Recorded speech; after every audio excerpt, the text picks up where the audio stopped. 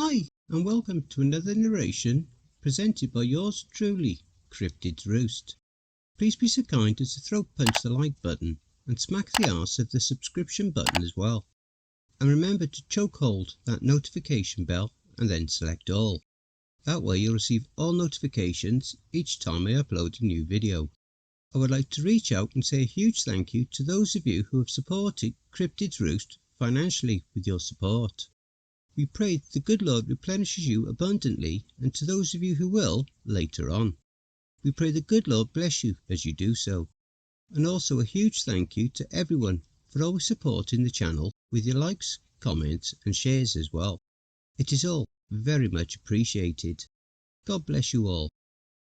I have now implemented the auto-generated subtitles option in as many videos as possible. This will help all of our hard of hearing listeners. Hope this helps. Enjoy. So grab your coffee, sit back and enjoy the show. Don't forget, where fear is, happiness is not. The Arjun Chronicles, Part 1, Cottage number 13. This awesome story is written by beastboysuraj, a wonderful author over on Reddit. If you'd like to read more of his works, the Reddit link to his profile will be below in the description, as well as his own blog writing website, XTales. Two young YouTubers go on a life-changing adventure to a haunted cottage in a forest, where they are trapped until a mysterious saviour arrives. Chapter 1. Poking around dead things. Hello guys, welcome back to our channel. Midnight Mysteries, said Tammy, pointing the camera at himself. As you can see, we have finally arrived at cottage number 13. Phew! Honestly guys, it wasn't easy. The travel alone was exhausting. Back there you can see Ash unpacking our bags. We are going to take a good nap before we set up our equipment. But before that, let me show you guys around. He stood up and started pointing his handy cam all around the cottage. It was an old cottage. The dust had covered everything, including the floor and the wooden furniture. The lanterns on the walls were evidence that nobody had rented this cottage quite a long time. Ash was now lighting up those lanterns while Tommy walked out. Let me take you outside. I know a lot of you guys would be thinking, how do we know it's the same cottage? So here, he pointed his handycam towards the faded number 13 painted on the door with yellow paint. Tammy, don't go too far. Don't worry, I'm just walking around the cottage. It was a cold afternoon in November. The clouds blocked out almost all of the light. The trees did the rest of the job. It was getting even darker every passing minute as the night was approaching. Tammy circled the cottage once and got back inside. So guys, that's it for now. We're gonna start investigating tonight, but not before we take a good little nap. So bye for now, we'll keep you posted. Be on your guard. Night's approaching. He stopped the recording, put the camera on the table and turned to Ash, who was now laying the sleeping bags next to a battery operated lamp. Oh, not so quick. First put the video up. I'll do it later, Ash said lazily, getting inside his sleeping bag. Oh, come on man, I am tired too. I still recorded this. And I swept the floor, and lit up lanterns, and made our beds. Besides, we don't have Wi-Fi here. We'll have to go back to the reception to upload the video. So let me sleep, and you take some rest too, replied Ash from inside his sleeping bag. Tammy opened his mouth to say something but thought better of it, and he too got inside his bag, and within minutes they were both fast asleep. Ashish and Tanmay were childhood friends. They had been together for about 15 years before they went to college. They took different classes. Ash chose mathematics and science, and Tammy decided to study art, literature and history. They were also managing a YouTube channel named Midnight Mysteries. Tammy created the channel because he was obsessed with ghosts and spirits. he talked about mysterious events happening all around the world. Ash joined later to put a scientific view on the subject. The contrast between their opinions became the highlight of their channel, and they managed to get about a few 100,000 subscribers. This year, when they graduated, they decided to take a trip to any of the haunted places of the country. They discussed every possible destination. They left out the most popular places, like the haunted forest of Bangar, the haunted village of Kuldara, and many more across the country, mostly because they had become mere tourist spots. Finally, Tammy came up with this haunted cottage in the mountains that rarely anybody knew about. There had been a few cases of missing people and the death of an archaeologist. Tash and Tammy announced it on their channel and finally reached there. They had brought EMF meters, motion sensors and night vision cameras with them. It wasn't all, they also packed an Ouija board. They were sure that this journey would take their channel to the mark of 1 million subscribers. But there was something they didn't know about, and were going to find out very soon. They woke up in the middle of the night. After a snack they had packed, they decided to upload the video that Ash had recorded that afternoon. "Turn on the laptop," said Ash. He picked up the camera and switched it on, except it didn't turn on. "Dude, did you exhaust the whole battery in one recording?" he asked. Tammy looked at Ash, trying to understand. Then he clenched his teeth and looked guilty. "I might have left it on." "Doesn't matter, it automatically turns off after 5 minutes of inactivity." "Then I really don't know. Just hand me the other battery. We'll go to the reception and charge it back again. We have to go there anyway to upload the video. There's no signal here. Let me edit the video and then we'll go." Tammy took a new battery out of the bag and handed it to Ash. Then he took out the laptop and pressed the power button, but he was interrupted by Ash, who shouted at Tammy, "Dude, did you even charge the batteries?" "What? What happened now?" "It's not turning on." "Is it broken?" "Well, you tell me. You were the last one who used it." "It was working fine. I even left it on." "Then you forgot to charge the batteries like you always do." "Oh, and you do your job perfectly." Tammy was now pissed. "Did you charge the laptop?" "Yes, I did. I unplugged it in front of you right before leaving."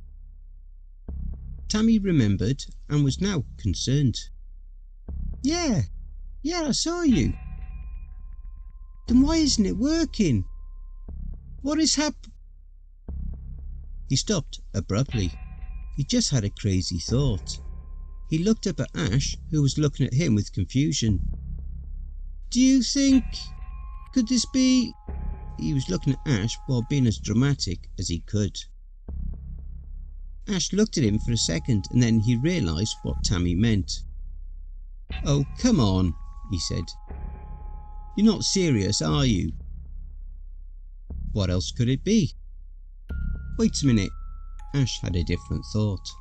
Is this some long pre-planned prank?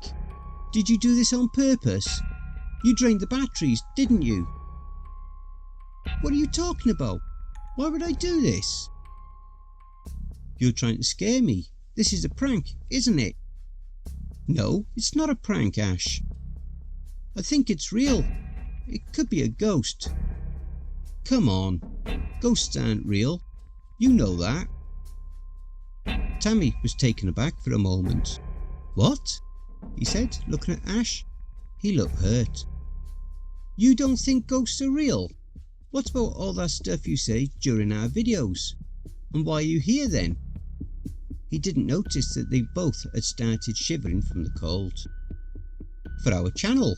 Why else? People like to hear that kind of stuff. I thought you knew this. I can't believe this. So you were lying to me all this time? Well, I thought you knew. So you don't believe in ghosts? Tammy, I am a student of science. How can you ever convince me about the existence of ghosts? Tammy didn't get a chance to speak because the lamp next to Ash started flickering. They both jerked their heads towards the lamp. It was flickering violently. They both exchanged scared looks, and that's when they noticed that the room was freezing. They could both see their frozen breaths in the air. They dashed towards the door together as if they were communicating through their minds. Ash tried to open the door but couldn't. It almost seemed as though someone was pulling the door from the other side. They both tried to open the door together, but it didn't budge. Then suddenly they both felt a massive wave of force which threw them across the cottage. They fell on the wooden floor and stayed down because they were so terrified that they couldn't even move. They were both shivering, not just because of the cold, but also fear. Ash started crying. Tammy was shaking violently, and then they both saw it. About half a dozen grey translucent figures appeared in the air, hovering above them around the cottage. Ash let out a terrified scream. Tammy put a hand on his mouth. They both crawled into a corner right next to each other. The figures were floating in the air. Some of those would float through a wall and later appear out of another wall. Ash and Tammy were now so scared that they couldn't even scream for help, and as if it wasn't enough because another tall grey translucent figure appeared in the centre of the room. It was a man in his 40s. He was wearing old clothes, his face covered with a beard. Tammy recognised him despite being terrified. He was the ghost of the archaeologist. He was not hovering in the air like the others, nor was he moving at all. He simply stood in the middle of the room, turning his head left and right as if he was looking for something. Ash now totally lost it. "Oh no, no, no, oh God, please no, please no." He looked dreadful. Tammy was shaking so horribly that he couldn't even pray for his life, but he didn't need to because someone just arrived just outside the cottage. Ash and Tammy heard heavy footsteps outside the cottage, followed by loud banging on the door. "Help! We're in here! Help us!" Ash bellowed. Whoever was outside the door was trying their best to open the door, but when nothing seemed to work, the person started kicking. The first kick did nothing, but the second one knocked the door off its hinges. The person entered the room, but Ash and Tammy couldn't see him because he threw something on the floor with all his force that exploded into a thick cloud of dust and smoke which filled the whole room. When the dust settled, the smoke cleared, and when Ash and Tammy stopped coughing, they looked up at the tall figure standing over them. At first they thought it was the ghost of the archaeologist, but it looked solid, and when the light stopped flickering they saw a man with a big square face with small eyes and stubble. He offered his hand, which Tammy grabbed and stood up, then helped Ash get back up. They were still shaking a bit. The room was still cold, but just the usual November cold, not the ghost chilled. "You guys alright?" the man asked. He had a gentle but strong voice. "Yeah," replied Tommy, trying to catch his breath. "Who are you?" The man looked at them for a second before answering. "Name's Arjun." Chapter 2. Things to not play with. Ash and Tammy were still shocked by the events. They noticed a glowing ring on the index finger of Arjun's right hand, as if it was burning. The glow disappeared after a few seconds, and then they looked up at him. He was wearing a blue and white checkered shirt, dark coloured jeans, either blue or black, it was hard to tell in that light, and a pair of leather shoes. Ash was still looking around. He was scared that he would see those figures floating around again. "What was that?" he asked. "I think you know," Arjun replied. Ash gulped. It's not possible. It's not real. Can't be. It's not real. Tell me it's not real. What did you do to them? Tammy asked, ignoring Ash. What was that thing you... That was a salt bomb. A what? These ghosts, they can only interact with the physical world through a projection of them, along with telekinesis, pyrokinesis, things like that.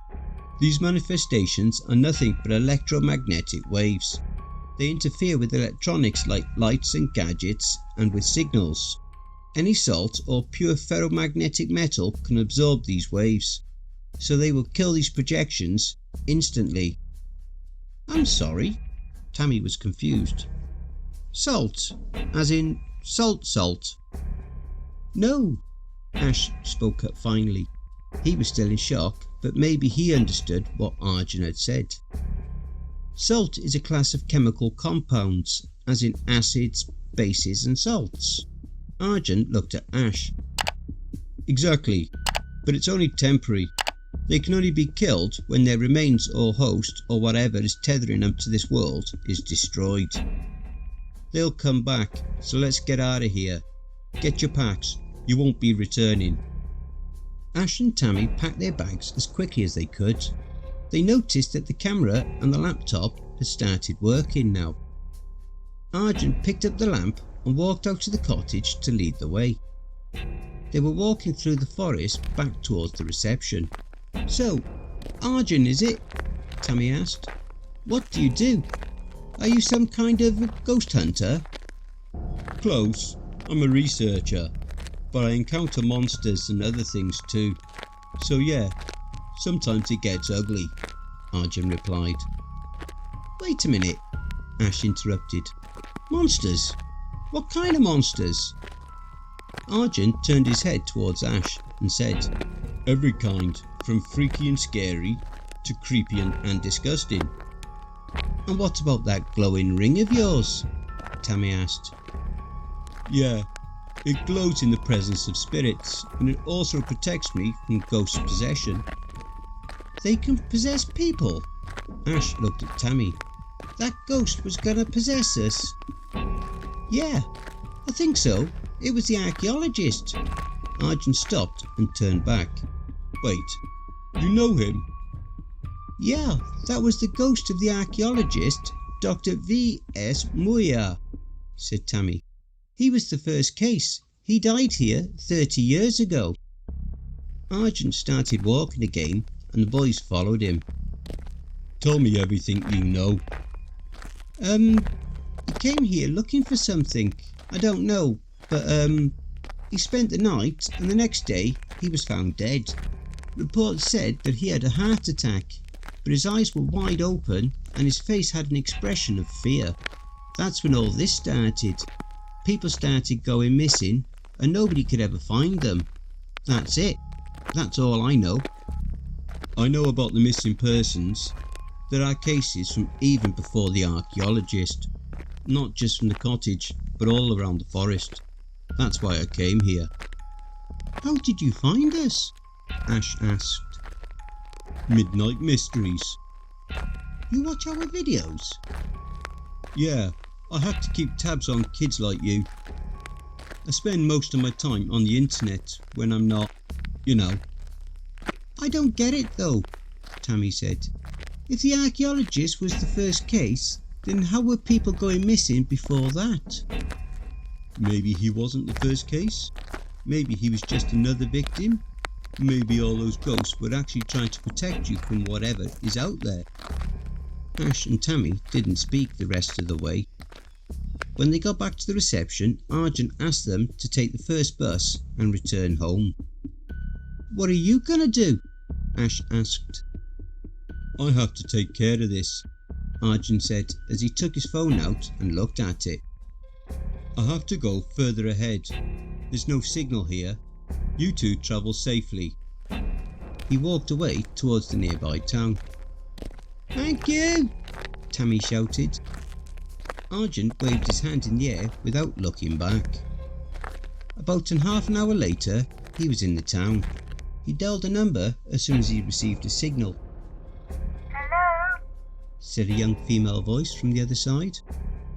"Whoa, you picked up on the first try." Yeah, not working today. Didn't feel like being trapped in a basement all day. "Well, you might have to go down there. I think I'm onto something.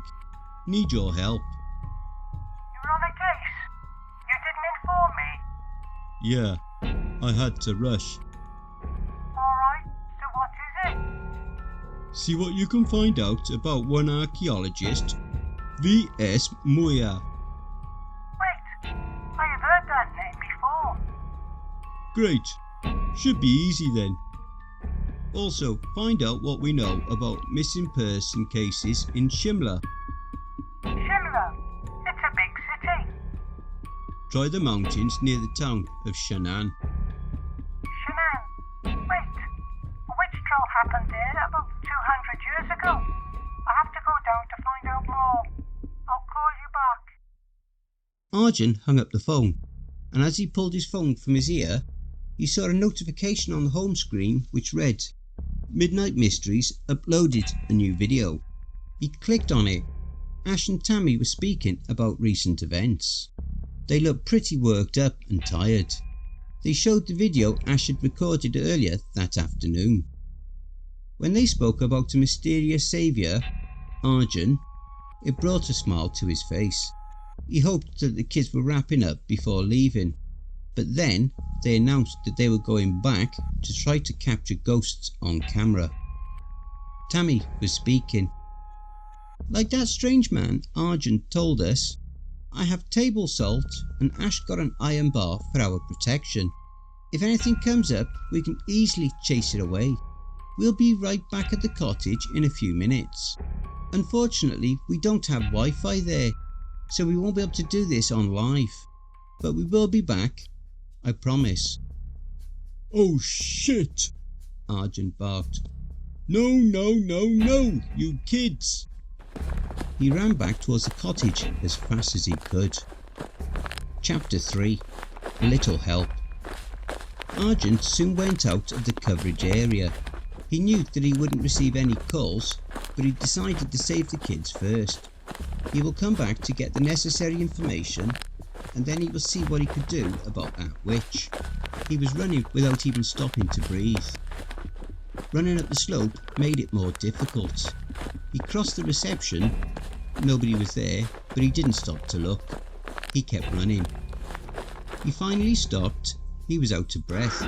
He was sweating and gasping and kneeling with his hands on his knees. He barely had caught any breath when he heard a scream. It was probably Ash. He had heard him before. He dashed towards the voice. "Ash! Tammy!" he shouted. "Help! We're here! Tammy is hurt!" Arjun reached the cottage, and there they were, just outside the old wooden door with number 13 painted on it. Tammy was on the ground. Ash was helping him. Arjun grabbed Tammy's hand and Ash helped him get up. "You idiots!" Arjun cried. "Why did you come back? Quick, get inside. What's happened to you?" "We were just coming back here, recording the whole way, when suddenly everything stopped working. I think someone or something pushed us. We fell and Tammy broke his ankle. I think..." He stopped talking and looked over Arjun's shoulder with horror on his face. Arjun didn't need to look behind, but he did. A dark humanoid shadow stared back at them. What scared Ash and Tammy was the inhuman fashion in which this shadow was moving towards them. Arjun pushed the kids towards the cottage. Their safety was his only concern. They got inside the cottage and shut the door. Ash helped Tammy on a chair. "It's dangerous out there. What were you thinking?" Arjun scolded them both. They didn't say anything back, not because they were feeling guilty, but because they felt it too. Someone or something that had pushed Ash and Tammy was right outside the cottage. They could all feel it circling them. For some reason it could not come inside, and then they saw why. Half a dozen grey translucent figures appeared in the room. They were hovering in the air just like before. The temperature of the room fell. A tall figure joined the hovering ones. The ghost of V.S. Myuu didn't stand in the middle of the room this time. He walked up to the door and pushed his hands onto it because whatever was on the other side of the door was eager to come in. It was beating the door viciously. All 3 occupants of the cottage could hear it growling as if it was hungry for blood. "These spirits will protect us, but I don't know for how long," Arjun said. "What's that out there? Is it another ghost? Is it a monster?" Ash asked. "It could be a witch." Tammy jumped from his chair. "The witch?" Arjun turned his head towards Tammy. "You know about this?" "I've heard stories about a witch, and that there used to be a village here." Tammy was speaking with the struggle between the ghost of the archaeologist and the witch was growing violent. "And about a witch trial." 200 years ago? "Yes, 200 years ago. People of the village, they burned her alive. After that, the whole village was cursed, so they left it, migrated to other places. You think it's the ghost of the witch?" "There's a witch out there," Ash interjected. "I don't understand how it could be a witch," said Arjun. "A witch's spirit is very powerful. It knows dark magic. It can possess anything, any object, animals, even dead bodies. How these ghosts can hold it back, unless..." Arjun looked up in the air at nothing, thinking and speaking very slowly and carefully. "She wasn't a witch. What if she was just an innocent woman that the people of the village burned? It wouldn't have been the first time. Women have been burned alive in our country for centuries. She was just one of those innocent women, a victim, and now its angry spirit is seeking revenge." He was talking to himself. Ash and Tammy were looking at him without blinking. The skirmish at the door was raging now. "But if she was burned, what is tethering her to this world?" Then he looked at Tammy again. "Tammy, could there be anything left that belongs to the woman? Anything at all?" I don't know. She used to live outside the village. People dragged her out of her house into the village to burn her, and later they all left the village. So I guess they didn't do anything about her..." "Her house," Arjun completed his sentence. "Where could it be? Where a house could be..." "Of course." He hung his head down. "The cottage." "What? What?" "This cottage used to be her home. I have got an idea. Ash, get ready. Help Tammy. I am going to open the door." Arjun reached into his pocket and took out another salt bomb. He signalled Ash and Tammy and threw it on the floor as hard as he could. It exploded and the room filled with dust and smoke and warmth. "Go!" Ash and Tammy quickly got out of the room. The salt bomb seemed to have cleared the ghosts on both sides of the door. Arjun knew it wouldn't be too long before they would appear back, so he quickly grabbed a lantern off the wall and smashed it on the floor. He didn't just stop there. He took another one and ran out. Flames started rising inside the cottage. Arjun threw the second lantern on the number 13 painted on the door. Within minutes the flames were reaching the sky. Then a woman screamed. She screamed as if she was being burned alive. Her blood-curdling screams echoed through the forest. When they stopped, something else chimed. "Hey, our camera is working again," Ash said.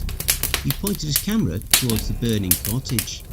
Then he thought of introducing Arjun and turned his camera around. "Hey Arjun, why don't you Arjun was gone. When Ash and Tammy uploaded their new video, they didn't have much evidence to support their story.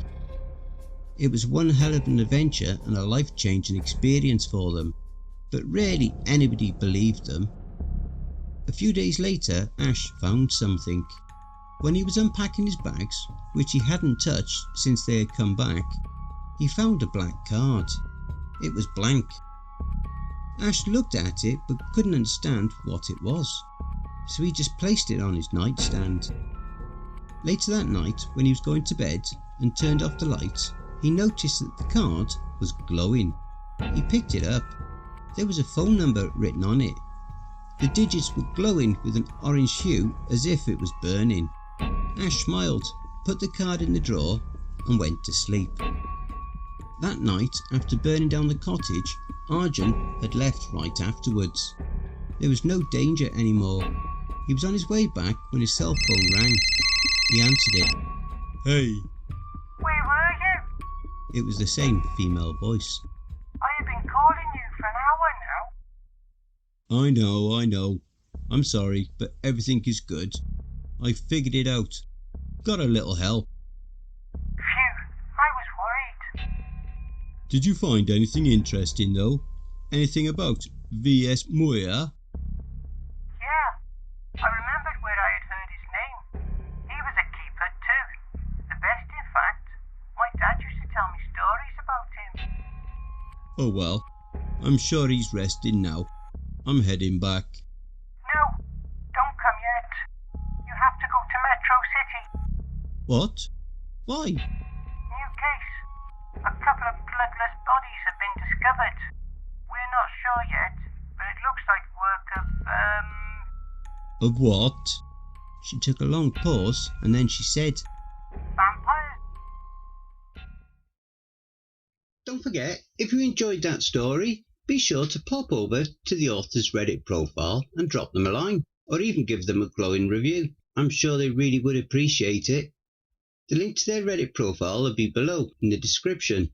Please be so kind as to throat punch the like button and smack the ass of the subscription button as well. And remember to tap the notification bell and then select all. That way you'll receive all notifications each time I upload a new video. Oh, and don't forget to share the video far and wide. This will all help with YouTube's algorithm and will help to promote this channel more. And don't forget to check out the merch store. The link will be in the description and also in the video thumbnail. And if you would like an honourable mention, send in a snapshot of yourself with your purchase and I'll feature it in one of the videos. I now have my very own subreddit community where you can submit any stories you've written. You can submit your stories or encounters either there or send them to cryptidsroost@gmail.com. If you wish to remain anonymous, that's fine with me. All the links are below. I also have a Facebook group, Twitter, Reddit, and you'll also find me on Discord. If you would like to support this channel and help make it grow, my PayPal is paypal.me/cryptidsroost. Again, that will also be below. And don't forget, where fear is, happiness is not.